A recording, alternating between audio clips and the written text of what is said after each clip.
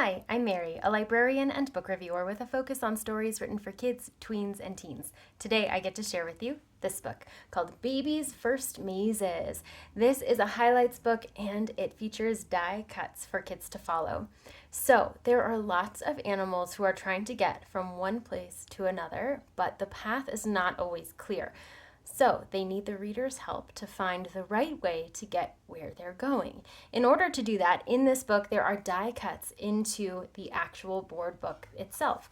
So, when you have, for example, a kitty cat who's trying to find its friends, you can follow the die cut with your finger and get them all the way where they're trying to go. Now, what's interesting is that you see alternative paths along the way, but those are not die cuts. So it really is a tactile experience for the reader to follow that path. And even if they think it might be this way, they're going to run into an obstruction here. So they're going to realize, oh, nope, that's not the right way. And they can keep going. So as you're going through the book, you have lots of different fun anthropomorphic animals. So you've got some friendly faces on them as you're going through. And there's lots of different environments and habitats that you see as well.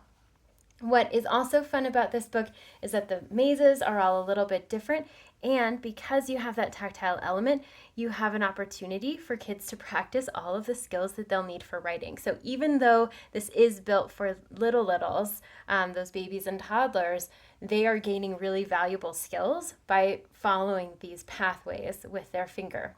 And it's fun.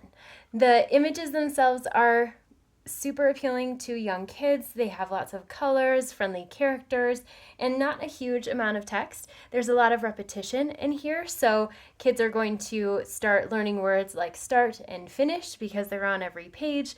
The questions are very similar in their design, so that repetition is going to help anchor some of that vocabulary for young readers as well.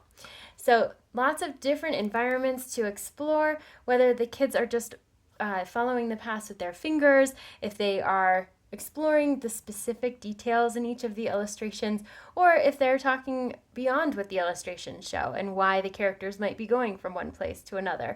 There's a rich wealth of opportunity with this book to either just follow the book itself or to talk about it in more detail, all of which will help support all of the things that kids need in order to become great readers. If this sounds like a great fit for you or for someone you know, I hope you look for it wherever you get your books.